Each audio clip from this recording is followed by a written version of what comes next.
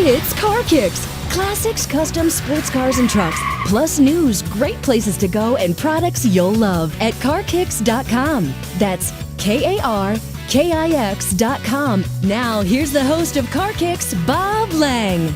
The 2012 Ford Ranger vehicle that to many enthusiasts is a long-standing staple of the U.S. pickup truck scene will no longer be sold in America. With manufacturing becoming a global deal and taxes on imports at 25%, well, it gets complicated. The Ranger brand has been sold primarily in North America from 83 to 2011. An international variation of the Ranger for 2012 is a fifth generation, codenamed the T6, and it was unveiled at the Australian International Motor Show in Sydney. And the new International Ranger is one of the most high-tech pickups on the market, featuring Bluetooth, voice control, and a rear-view camera system. As to why the U.S. and Canada aren't getting the T6 Ranger, well, it's a good deal larger than previous Rangers, so much so, in fact, it would overlap with portions of the F-150 line. The mileage numbers make the F-150 a no-brainer for the money, unless the Ranger got a small diesel, which in the U.S. would be like a lottery win for the truck. Not likely. Further complicating things is the fact that the compact truck segment is less than a quarter the size it was just a decade ago. Also, American and Canadian safety and emission standards kind of seal the deal. Adios, Ranger. You were a cool little truck.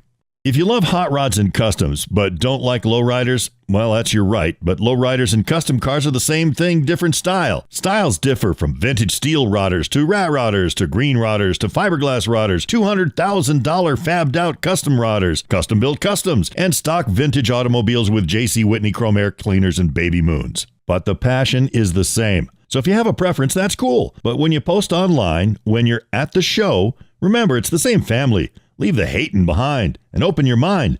Just saying, because I can.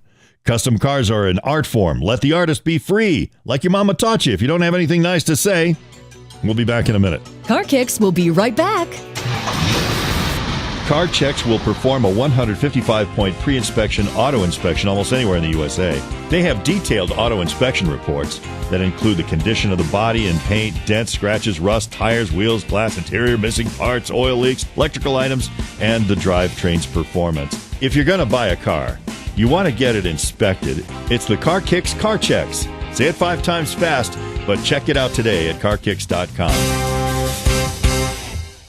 Are you in an automotive-related industry? If you'd like to advertise on KarKix, we offer social media, web, and on-air opportunities to automotive-based businesses that want to be heard by this very special audience. People who take action and get things done. Auto enthusiasts with the means to use products and services provided by quality companies. We have special programming that gives you the opportunity to get your message out with more than just a 60-second ad. To find out more, use the contact page at KarKix.com.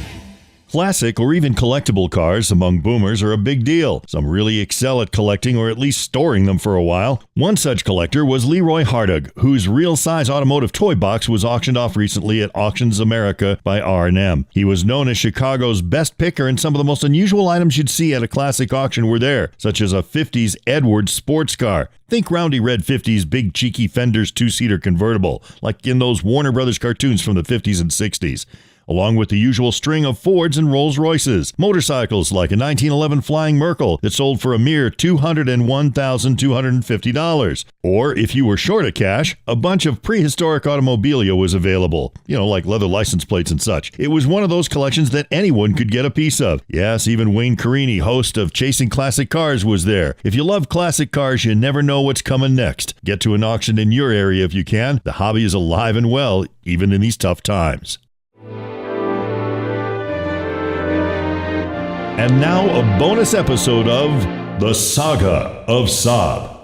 As the Chinese bid winners prepare to teach Saab Mandarin, their collective plan to save Saab is now even more twisted, as General Motors said it would, and apparently can, block the sale of Saab to the Chinese entities. And GM may not be alone. According to Shanghai Daily, the Chinese government has not approved the acquisition of Saab, nor has the Swedish government. Note, I said the word government twice. They're likely to approve, but when? What hasn't been mentioned yet is money. How much would General Motors want in order to hand over the licensing to Saab technology to the Chinese buyers? And how much are they willing to pay?